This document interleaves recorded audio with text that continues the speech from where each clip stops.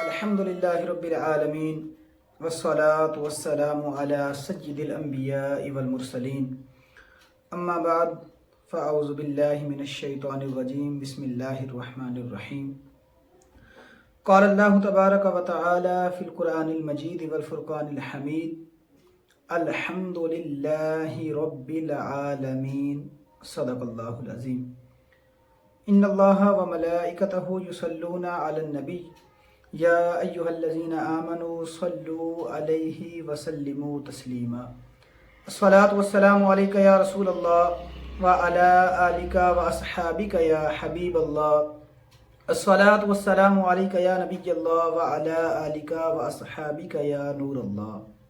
تو جی ناظرین کرام، آج ہم درس تفسیر کے تیسرے ایپیسوڈ کے اندر موجود ہیں۔ پہلے ایپیسوڈ کے اندر ہم نے قرآن مجید کا مختصراً تعارف سنا تھا، اس کے بعد دوسرے ایپیسوڈ کے اندر ہم نے جمع قرآن اور تفسیر قرآن کے حوالے سے چند تاریخی باتیں سنی تھی۔ آج ہم قرآن کریم کی پہلی سورۃ الفاتحہ شروع کرنے جا رہے ہیں، جس کی پہلی آیت میں نے آپ لوگوں کے سامنے تلاوت کی ہے۔ محترم سامعین کرام، ترتیب کے لحاظ سے قرآن کریم کی پہلی سورۃ فاتحہ ہے۔ اس میں 1 رکوع، 7 آیات، 27 الفاظ اور 140 حروف ہیں۔ احادیث اور روایات میں سورہ فاتحہ کے بہت سارے نام آئے ہیں۔ مثلا اس کا ایک نام سورۃ الحمد بھی ہے، یعنی وہ سورت جس میں اللہ پاک کی حمد بیان کی گئی ہے، اور اسی طرح اسی سورت کو ام القرآن اور ام الکتاب بھی کہا جاتا ہے۔ اب اسے ام القرآن اور ام الکتاب کیوں کہا جاتا ہے؟ اس حوالے سے علماء کرام نے یہ بات بیان کی ہے کہ اللہ کریم نے جتنے بھی آسمانی صحیفے اور کتب نازل فرمائیں، اللہ کریم نے ان تمام کے مضامین کو قرآن پاک کے اندر جمع فرما دیا، اور پھر قرآن پاک کے اندر جتنے بھی مضامین بیان کیے گئے، اللہ کریم نے ان تمام مضامین کو سورہ فاتحہ کے اندر جمع فرما دیا۔ اس وجہ سے اس سورت کو ام الکتاب اور ام القرآن بھی کہا جاتا ہے۔ سورہ فاتحہ کا ایک خوبصورت نام سورۃ الشفاء بھی ہے کہ سرور عالم نور مجسم صلی اللہ تعالی علیہ وآلہ وسلم نے ارشاد فرمایا، فاتحۃ الکتاب شفاء من کل داء، کہ سورہ فاتحہ ہر مرض کا علاج ہے۔ اور اللہ پاک کے آخری نبی رسول ہاشمی صلی اللہ تعالی علیہ وآلہ وسلم نے ارشاد فرمایا کہ جس نے 1 مرتبہ سورہ فاتحہ پڑھی، گویا اس نے 2/3 قرآن پاک کی تلاوت کر لی۔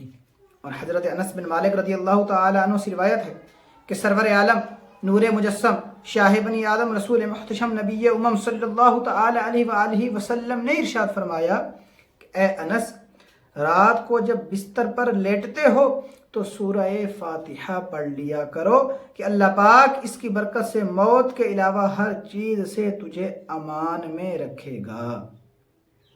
خیال رہے، لیٹ کر کوئی بھی وظیفہ پڑھنا ہو یا قرآن کریم کی تلاوت کرنی ہو تو پاؤں سمیٹ لینے چاہیے کہ اس میں زیادہ ادب ہے۔ بنیادی طور پر سورہ فاتحہ کے اندر 4 مضامین کو بیان کیا گیا ہے۔ نمبر 1، اللہ پاک کی حمد اور اس کی صفات کا بیان ہے۔ نمبر 2، صرف اللہ پاک کی عبادت کی جائے اور صرف اسی سے حقیقی طور پر مدد مانگی جائے۔ اور نمبر 3، صراط مستقیم پر چلنے کی دعا ہے۔ نمبر 4، صراط مستقیم یعنی سیدھا راستہ کہ جس پر چلنے کی ہم دعا کرتے ہیں وہ ہوتا کیا ہے۔ ان 4 مضامین کو سورہ فاتحہ کے اندر بیان کیا گیا ہے۔ محترم ناظرین کرام، سورہ فاتحہ کی پہلی آیت الحمد للہ رب العالمین ہے، جس کا ترجمہ ہے سب خوبیاں اللہ کو جو مالک سارے جہان والوں کا۔ آج ہم اس آیت کریمہ کا پہلا حصہ یعنی الحمدللہ، اس کے بارے میں چند باتیں سننے کی سعادت حاصل کریں گے۔ بظاہر یہ جملہ مختصر ہے، مگر اس میں علم کا ایک سمندر موجزن ہے۔ علماء کرام نے صرف الحمدللہ کے 40 سے زیادہ معانی بیان فرمائے ہیں۔ آئیے الحمدللہ کے 2 معانی جو علماء نے بیان فرمائے ان کو سننے کی سعادت حاصل کرتے ہیں۔ الحمدللہ کا پہلا معنی یہ ہے کہ ہر تعریف خواہ وہ کوئی بھی کرے، کسی وقت بھی کرے، کسی بھی مقام پر کرے، کسی حالت میں کرے، ہر طرح کی تمام تعریفات کا ہمیشہ سے ہمیشہ تک حقیقی مستحق اللہ رب العالمین ہے۔ جب یہ کائنات نہیں تھی اور اس وقت بھی اللہ پاک ہی کی حمد و ثنا تھی، جب یہ کائنات نہیں ہوگی تو اس وقت بھی اللہ پاک ہی کی حمد و ثنا ہوگی، اور اب یہ کائنات موجود ہے، جب سے بنی ہے اس وقت سے اب تک اور اب سے قیامت تک کائنات کی وسعتوں میں جتنی مخلوقات موجود تھی، موجود ہیں یا قیامت تک ہوں گی، سب اللہ پاک کی حمد و ثنا کرتی تھی، کرتی ہیں اور قیامت تک کرتی رہیں گی۔ کہ اللہ رب العالمین قرآن پاک کے اندر ارشاد فرماتا ہے وَإِن مِّن شَيْءٍ إِلَّا يُسَبِّحُ بِحَمْدِهِ، اور کوئی بھی شے ایسی نہیں جو اس کی حمد بیان کرنے کے ساتھ اس کی پاکی بیان نہ کرتی ہو۔ تو پیارے اور محترم سامعین کرام، معلوم ہوا کہ یہ اونچے اونچے پہاڑ، یہ لمبے لمبے درخت، یہ خوبصورت پھول، یہ پودے، یہ فضائیں، یہ ہوائیں، بادلوں سے ٹپکتی ہوئی بارش کی بوندیں، یہ کہکشائیں، چاند، سورج، ستارے، غرض کائنات کی ہر چیز اللہ پاک کی پاکی بیان کرتی ہے اور اس کی حمد و ثنا میں مصروف رہتی ہے۔ علماء کرام فرماتے ہیں کہ دروازہ کھولنے کی آواز اور چھت کا چٹکنا یہ بھی ان کی تسبیح ہے، اور ان سب کی تسبیح سبحان اللہ و بحمدہ ہے۔ ایک روز حضرت داؤد علیہ نبینا علیہ السلام محراب میں بیٹھے اللہ پاک کی حمد و ثنا میں مصروف تھے۔ قریب ہی ایک مینڈک بھی بول رہا تھا، تو ایک فرشتہ حضرت داؤد علیہ السلام کی خدمت میں حاضر ہوا اور عرض کی کہ اللہ پاک کے نبی ذرا اس مینڈک کی آواز کو سنیے۔ جب حضرت داؤد علیہ السلام خاموش ہوئے اور اس مینڈک کی آواز کو بغور سنا تو مینڈک پڑھ رہا تھا سبحانک و بحمدک منتہا علمک یا ربی، کہ اے رب کریم تو پاک ہے اور تیرے لیے تیرے علم کی انتہا کے مطابق حمد و ثنا ہے۔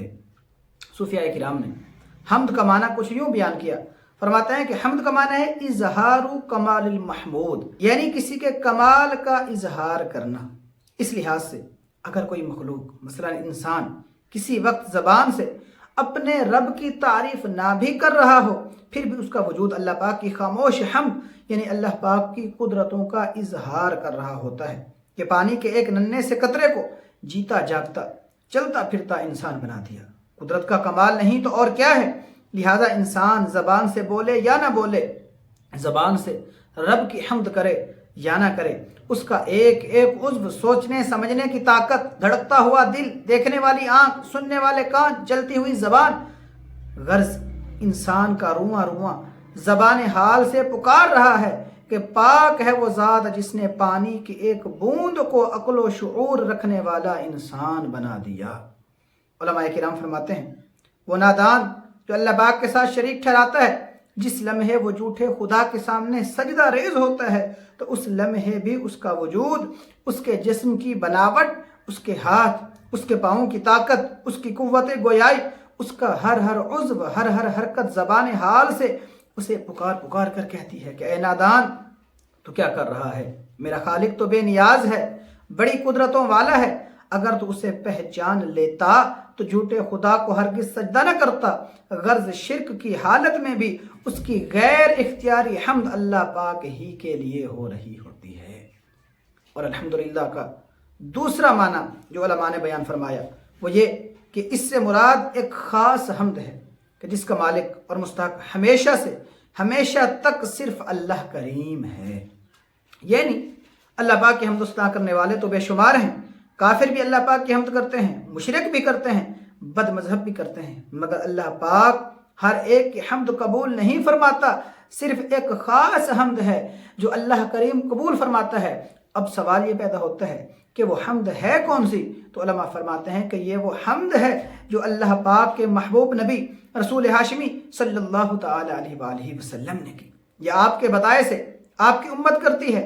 صرف یہی حمد اللہ پاک کے ہاں مقبول ہے۔ کافر اگر اللہ پاک کی تعریف کریں تو ان کی یہ حمد مقبول نہیں، مشرک جو رب کی تعریف کرتے ہیں ان کی بھی تعریف کرنا مقبول نہیں۔ اسی طرح جو محبوب دو جہاں سرور ذیشان صلی اللہ تعالی علیہ وآلہ وسلم اور دیگر انبیاء کے بتائے ہوئے طریقے سے ہٹ کر حمد کرے گا، اللہ پاک اس حمد کو ہرگز قبول نہیں فرماتا۔ لہٰذا جس نے اللہ پاک کی حمد کرنی ہو وہ پہلے محبوب خدا سرور انبیاء صلی اللہ تعالی علیہ وآلہ وسلم کی غلامی کا پٹا اپنے گلے میں ڈالے، پھر حمد کرے، تب اس کی حمد قبول کی جائے گی۔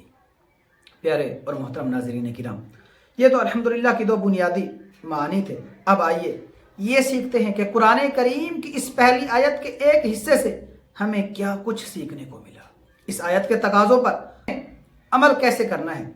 تو اس آیت مبارکہ کے جز سے جو پہلی بات ہمیں سیکھنے کو ملی وہ یہ ہے کہ اللہ پاک ہر نقص و عیب سے پاک ہے، تبھی تو وہ تمام تعریفوں کا مستحق ہے۔ لہذا ہم پر لازم ہے کہ ہم اللہ پاک کو ہر طرح کے نقص و عیب سے پاک مانیں اور ہرگز اس پاک ذات کی جانب کسی ادنا سے ادنا عیب کی بھی نسبت نہ کریں۔ افسوس علم دین کی بہت کمی ہے کہ بعض نادان دینی معلومات نہ ہونے کے سبب اللہ پاک کی طرف نقص و عیب کی نسبت کر ڈالتے ہیں، حالانکہ اللہ پاک کی طرف نقص و عیب کی نسبت کرنا کفر ہے، اسے بندہ دائرہ اسلام سے نکل جاتا ہے۔ اللہ اکبر۔ اور الحمدللہ سے جو دوسری بات ہمیں سیکھنے کو ملی وہ یہ کہ ہمیں حب مدح یعنی تعریف کی خواہش سے بچنا چاہیے۔ دیکھیے ہم پڑھتے ہیں الحمدللہ سب تعریفوں کا مالک اور مستحق اللہ پاک ہے، جب تمام تعریفیں ہیں ہی اللہ پاک کے لیے پھر ہم تو تعریف کے مستحق ہی نہ رہے۔ جب ہیں ہی تعریفیں اللہ پاک ہی کے لیے پھر تعریف کی خواہش ہم کیوں کریں؟ ہم کوئی اچھا کام کر بھی لیتے ہیں تو اس پر بھی تعریف تو اللہ پاک ہی کی ہونی چاہیے۔ مثلا ہم نے نماز پڑھی، غور کریں نماز کی توفیق کس نے دی؟ اللہ پاک نے۔ وضو کرنے کی توفیق کس نے دی؟ یقیناً اللہ پاک نے۔ پڑھنے کے لیے زبان کس نے دی؟ اللہ پاک نے۔ سجدے کے لیے پیشانی کو زمین پر لگانے کے لیے طاقت کس نے دی؟ یقیناً اللہ پاک نے دی ہے۔ تو جب یہ تمام طاقتیں اللہ پاک نے عطا کی، جب سجدہ کرنے کی توفیق ہی اللہ پاک نے کی ہے، تو اس پر ہم یہ کیوں کہیں کہ ہماری تعریف کی جائے، بلکہ تمام تعریفیں تو اللہ پاک کے لیے ہیں۔ دعا ہے اللہ کریم الحمدللہ کہ ہمیں یہ دو معنی یاد رکھنے اور جو ہمیں آیت کے اس جز الحمدللہ سے جو باتیں سیکھنے کو ملی، اللہ کریم ہمیں اس پر عمل کرنے کی توفیق عطا فرمائے۔ آمین بجاہ خاتم النبیین صلی اللہ تعالی علیہ وآلہ وسلم۔